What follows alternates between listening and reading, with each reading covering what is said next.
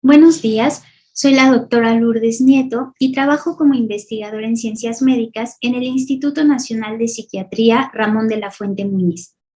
A continuación, voy a presentar una ponencia de investigación titulada Caracterización clínica y psicosocial de jóvenes en riesgo clínico de psicosis y con riesgo familiar. El trabajo que yo voy a exponer forma parte de un proyecto de investigación que actualmente desarrollo en mi institución de adscripción junto con la doctora Teseli Domínguez Martínez, quien también es investigadora en ciencias médicas. Este trabajo entra dentro del eje de prevención, particularmente de factores de riesgo y prevención en la salud mental.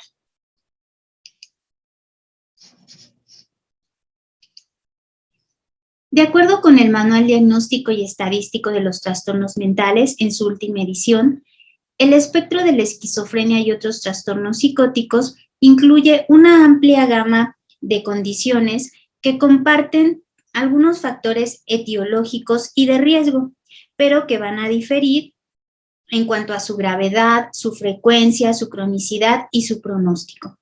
Son síndromes muy complejos que generalmente aparecen de forma gradual y progresiva en el periodo de transición entre la adolescencia y la adultez temprana. Estos trastornos tienen un importante impacto en la vida de las personas, ya que generan discapacidad y traen consigo importantes costos, no solo para la persona que lo padece, sino también para su familia, para la sociedad y para los servicios de salud, ya que estos problemas de salud mental requieren el uso continuado de medicamentos y de uso de servicios de salud en general. Esta figura nos muestra las diferentes fases de la esquizofrenia. La esquizofrenia es considerada de entre los trastornos psicóticos el más grave. Cada uno de los colores representa cada una de las fases. En esta enfermedad primero observamos una fase premórbida. Esta fase es previa al inicio de los primeros síntomas inespecíficos y se presume que empieza entre la pubertad y la adultez temprana. Posteriormente tenemos una fase prodrómica donde la persona presentará síntomas psicóticos atenuados, síntomas inespecíficos y algo muy importante es que se observa un deterioro en el funcionamiento social. Luego viene una fase activa.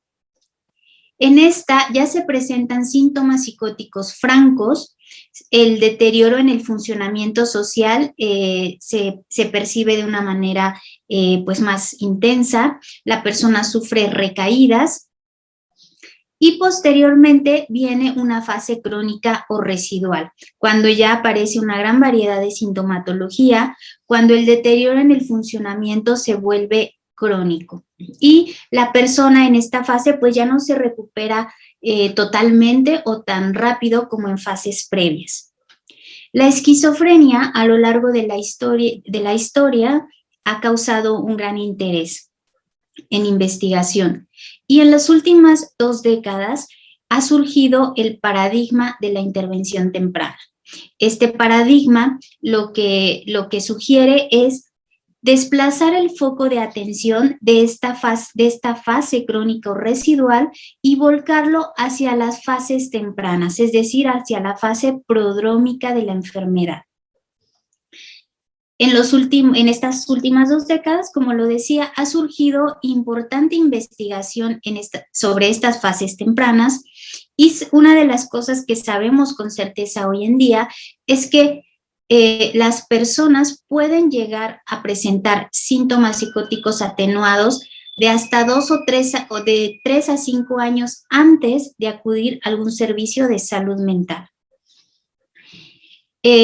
También es importante precisar que cuando nosotros estamos estudiando estas fases tempranas, nosotros no hablamos de una fase prodrómica como tal, sino hablamos de personas que se encuentran en un estado mental de alto riesgo para psicosis. ¿Por qué? Porque el término pródromo es un término que se usa en retrospectiva. Lo usamos cuando la persona ya tiene el problema de salud mental diagnosticado, por ejemplo, ya tiene esquizofrenia, entonces nosotros podemos identificar en retrospectiva cuál es la fase prodrómica. Pero en este nuevo paradigma de estudiar a personas que presenten síntomas psicóticos atenuados, presumiblemente estarían en esta fase, pero nosotros no tenemos ninguna manera de poder asegurar con certeza que transitarán a la psicosis. Nosotros, cuando estudiamos los estados mentales de alto riesgo, podemos tener varios panoramas. Uno es que hacemos una evaluación, cumple criterios de un estado mental de alto riesgo y a lo largo del tiempo la persona transitará a una psicosis. Pero también nos podemos encontrar con casos donde la persona no va a transitar a la psicosis, puede llegar a transitar algún otro problema de salud mental o algunos no transitarán a ninguno. Entonces, por eso no se utiliza el término pródromo, se utiliza el término de estados mentales de alto riesgo para psicosis. ¿De qué depende que una persona con un estado mental de alto riesgo para psicosis transite o no hacia esta? Bueno, pues para explicar esto nos podemos ayudar del modelo de vulnerabilidad al estrés. Este modelo es una formulación teórica que trata de explicar el desarrollo, el origen de la psicosis.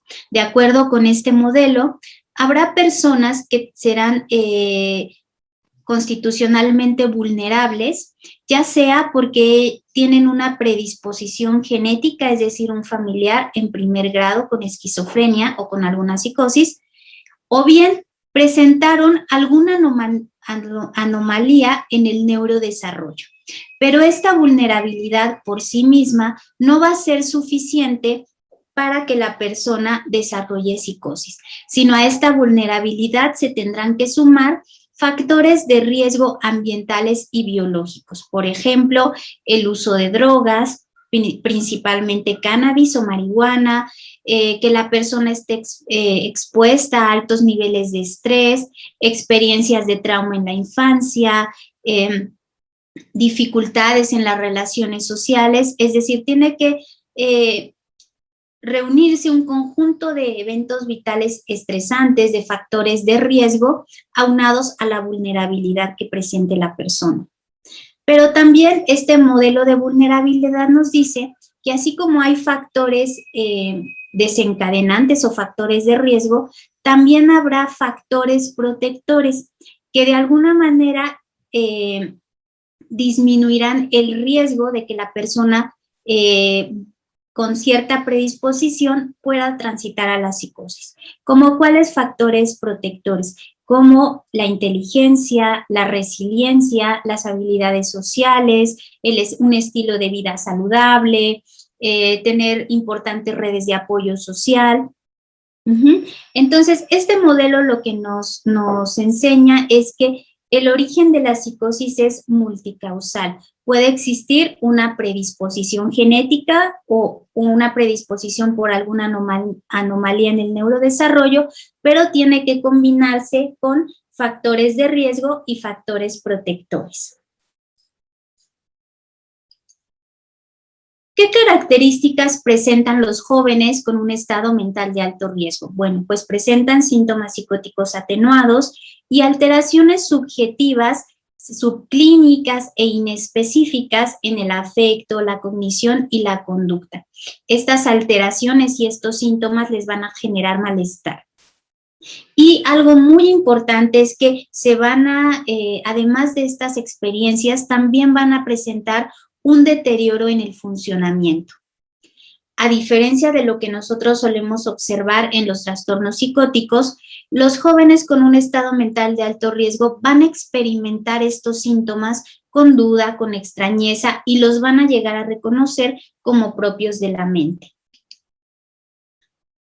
Existen dos entrevistas clínicas que nos ayudan a identificar si una persona cumple los criterios para un estado mental de alto riesgo o si no los cumple. La primera es la entrevista para la evaluación general de los estados mentales de alto riesgo, mejor conocida como CAMS. Fue desarrollada por un grupo australiano y es ampliamente utilizada en estudios europeos. Y también tenemos la entrevista estructurada para síndromes prodrómicos, que fue desarrollada en Estados Unidos y también es ampliamente utilizada en este país y en algunos lugares de América Latina. Es importante mencionar que necesitamos un entrenamiento previo antes de poder aplicar alguna de estas entrevistas.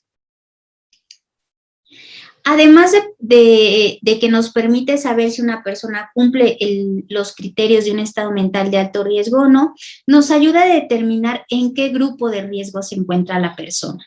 Primero tenemos el grupo de vulnerabilidad genética y deterioro, que son personas que presentan una historia familiar de psicosis en primer grado y que presentan además un deterioro en el funcionamiento en los últimos 12 meses.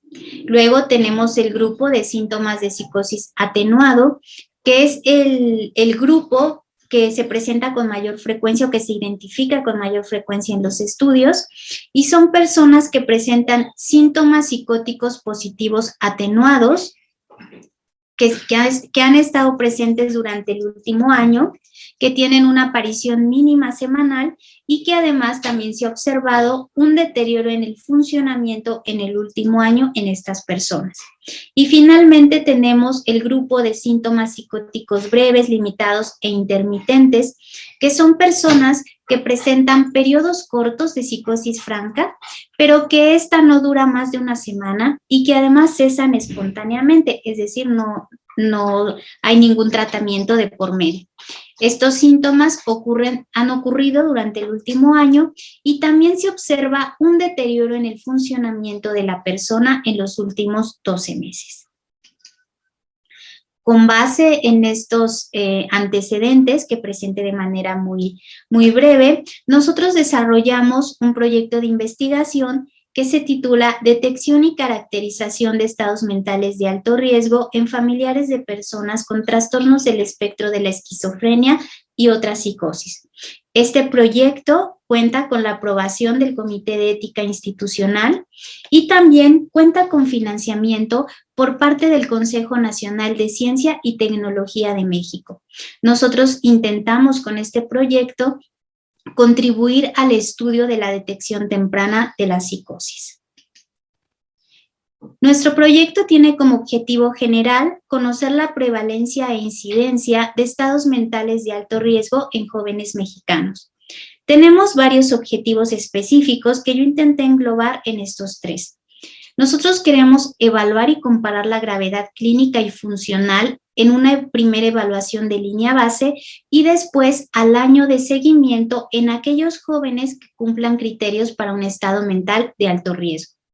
También queremos analizar y explorar las diferencias demográficas, psicológicas, clínicas y psicosociales en aquellos jóvenes que presenten criterios para un estado mental de alto riesgo y jóvenes que no cumplan estos criterios, pero que tengan un riesgo familiar, es decir, que tengan un familiar de primer o segundo grado con esquizofrenia. Y nuestro tercer objetivo es identificar la presencia de factores de riesgo y protectores que se asocian a la sintomatología de psicosis y también a psicopatología en general. Y queremos observar esto tanto en aquellos jóvenes que cumplan criterios de estado mental de alto riesgo como en aquellos que estén en un riesgo familiar. Nuestro estudio es longitudinal. Nosotros realizamos una primera evaluación de línea base y hacemos un seguimiento a los 12 meses. Nuestro estudio es descriptivo y no probabilístico. Nuestra población diana son personas de entre 14 y 40 años que no presenten un problema de retardo en el desarrollo y que no tengan un diagnóstico de algún problema de salud mental.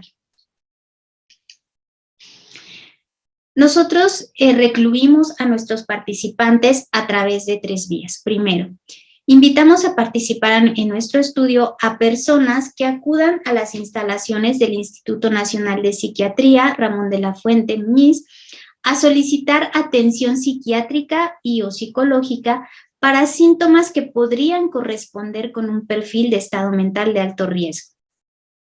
También identificamos aquellas personas que acompañen a sus familiares que tengan un diagnóstico de esquizofrenia a sus consultas a la clínica de esquizofrenia de nuestro instituto.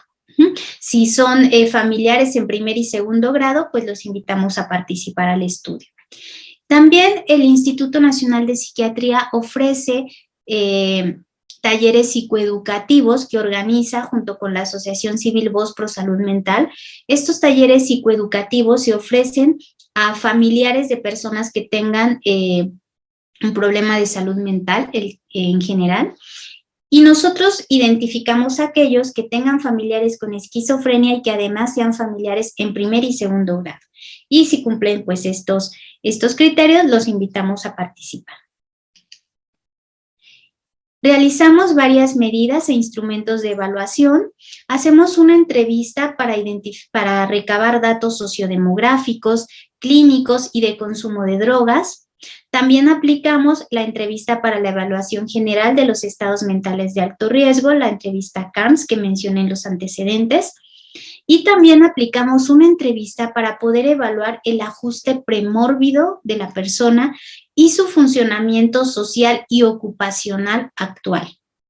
Posteriormente les aplicamos una serie de cuestionarios de autorreporte con el objetivo de identificar si presentan psicopatología general, trastorno esquizotípico de la personalidad, experiencias de trauma en la infancia, acontecimientos vitales estresantes, apoyo social y saber cuál es el estilo de apego adulto.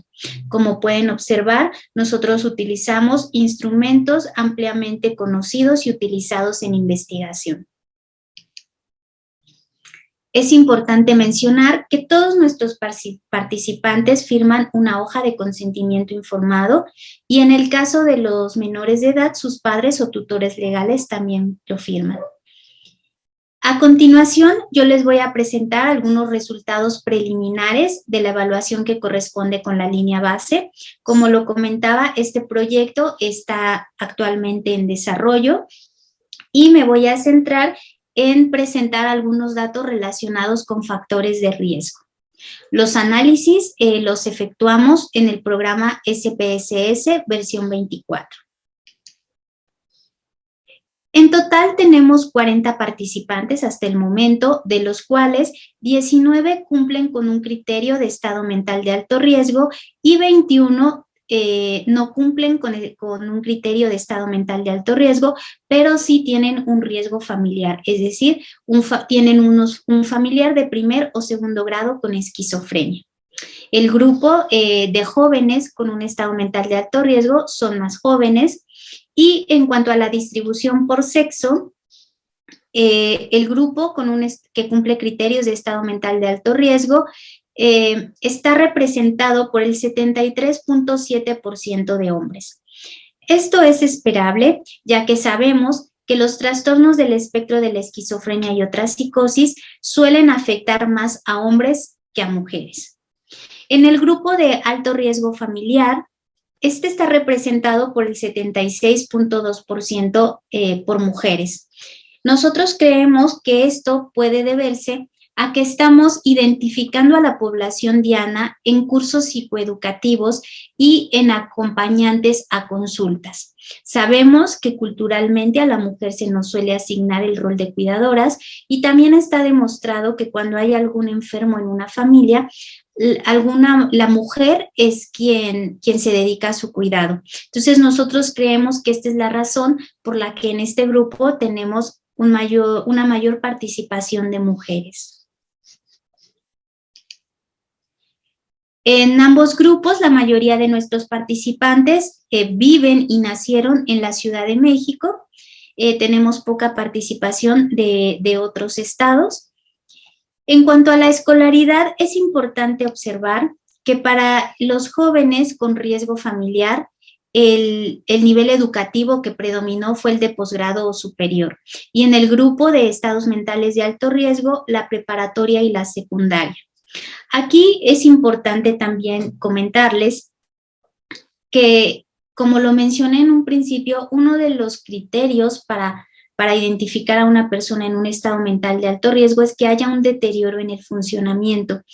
Y cuando nosotros entrevistamos a estos jóvenes, identificamos que ya tenían un historial de haber reprobado varias asignaturas, varios ciclos escolares, de haber sido suspendidos del colegio de manera definitiva. Entonces, ya se empezaba a observar un deterioro en el funcionamiento.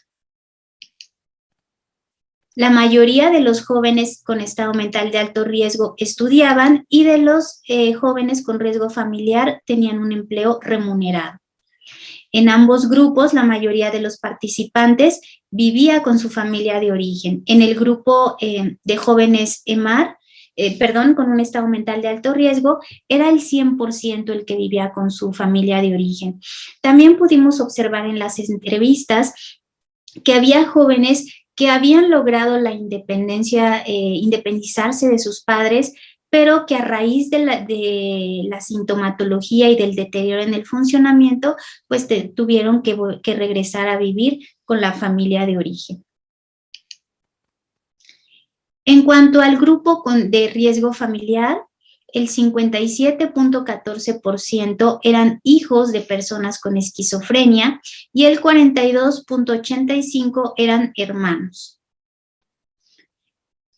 En cuanto a la evaluación del funcionamiento global, tal y como lo esperábamos, en el funcionamiento social, de rol, en la actividad laboral y social, los jóvenes con un estado mental de alto riesgo obtuvieron puntuaciones significativamente inferiores en comparación con los jóvenes con riesgo familiar. En cuanto a las diferentes dimensiones que nos evalúa la CAMS, la dimensión positiva, el cambio cognitivo, la alteración emocional, la dimensión negativa, cambios conductuales, cambios motores y físicos y psicopatología general, los jóvenes con un estado mental de alto riesgo obtuvieron puntuaciones más elevadas.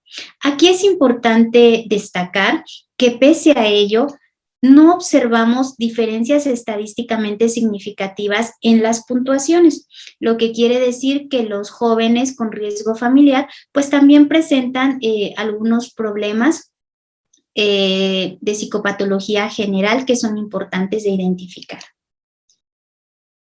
Con ayuda del CSL-90 también pudimos indagamos si había sintomatología depresiva, ansiosa, de somatización, obsesiones y compulsiones, sensitividad interpersonal, hostilidad, ansiedad fóbica, ideación paranoide y psicoticismo. Evidentemente, pues esperábamos que estas dos últimas predominaran en el grupo EMAR, tal y como lo fue. Pero bueno, es importante destacar que en todas estas dimensiones destacaron el grupo de jóvenes con un estado mental de alto riesgo. Esto nos lleva a identificar que estos jóvenes no solo tienen que lidiar con los síntomas psicóticos atenuados que están padeciendo, sino también hay sintomatología de comorbilidad que es importante de que reciba atención para que se les pueda brindar un tratamiento específico.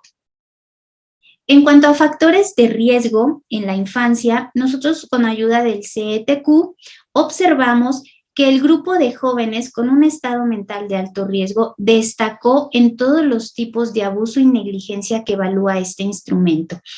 Abuso emocional, físico, sexual, negligencia emocional y física. Destacando el abuso emocional en este grupo y en los jóvenes con riesgo familiar destacó el abuso físico. En cuanto a eventos vitales estresantes en la adolescencia y la adultez, nosotros nos ayudamos de un cuestionario que ha sido recientemente creado y que es muy importante para nosotros porque este cuestionario evalúa eventos vitales estresantes que se han asociado con un primer episodio psicótico y incluye eventos académicos, de trabajo, de pareja, familia, residencia, legales, finanzas, sociales y de salud. En cuanto a eventos vitales académicos como reprobar asignaturas, ser suspendido del colegio, ser víctima de bullying, observamos que el grupo de jóvenes con un estado mental de alto riesgo ha experimentado en mayor proporción estos eventos. En cuanto a eventos vitales estresantes relacionados al trabajo, el grupo de riesgo familiar es quien más ha experimentado eventos como conflictos graves con los compañeros o los jefes, despidos injustificados o estar desempleados por más de 6 meses. En cuanto a eventos vitales estresantes relacionados con las relaciones de pareja, como haber sufrido violencia por parte de esta, o tener alguna pareja que consuma sustancias, o haber sufrido el fallecimiento de una pareja, los jóvenes en riesgo, con riesgo familiar fueron quienes experimentaron en mayor proporción estos eventos. En cuanto a eventos familiares, como haber sido víctima de maltrato por parte de la familia, haber sufrido la muerte de un familiar querido o vivir con algún familiar que tuviera alguna adicción a las drogas, observamos que hay muy poca diferencia en ambos grupos. Los participantes de ambos grupos pues han experimentado estos eventos de manera importante. En cuanto a eventos vitales estresantes asociados con el hogar, es decir, con haber tenido que abandonar el hogar, observamos que los jóvenes con riesgo familiar son quienes vivieron este evento vital estresante de manera predominante. También los problemas legales como formar parte de algún proceso judicial, haber sido inmigrante o ser víctima de algún delito, vemos que no hay mucha diferencia en ambos grupos, ¿no? Ambos experimentaron este tipo de eventos. Problemas financieros también se observaron en ambos grupos. Y problemas, eventos vitales estresantes asociados con lo social, pues el grupo de jóvenes con alto riesgo de psicosis, pues fueron quienes experimentaron más este tipo de eventos, como el romper con los círculos de amigos o haber sufrido el fallecimiento de algún amigo. Problemas de salud como consumo de drogas, padecer una enfermedad grave, haber sufrido un accidente que provocara invalidez, fue más presente esto en el grupo de jóvenes con estado mental de alto riesgo. En general, nosotros identificamos que las experiencias de abuso y negligencia en la infancia fueron prevalentes en la población con un estado mental de alto riesgo, que las experiencias de eventos vitales estresantes son comunes en ambos grupos y que es necesario indagar sobre estrategias de afrontamiento para reducir su impacto sobre la salud mental en esta población. Con base en nuestro estudio, nosotros concluimos de manera general que es muy importante centrar estudios en esta población con un estado mental de alto riesgo porque nos ofrece la posibilidad de implementar intervenciones costoefectivas que permitan prevenir o retardar el desarrollo de una enfermedad tan grave como la esquizofrenia. Y también consideramos que es necesario que se sigan haciendo estudios desde diferentes contextos culturales para poder continuar avanzando en el campo de la prevención temprana. Aquí muestro algunas referencias que son muy clásicas en este tema y que también de las cuales nos apoyamos para hacer esta presentación. También quisiera agradecer al equipo de investigación y al Consejo Nacional de Ciencia y Tecnología por el apoyo, que gracias a ese es posible este proyecto. Y también quiero agradecer muchísimo a ustedes por su atención. Muchas gracias.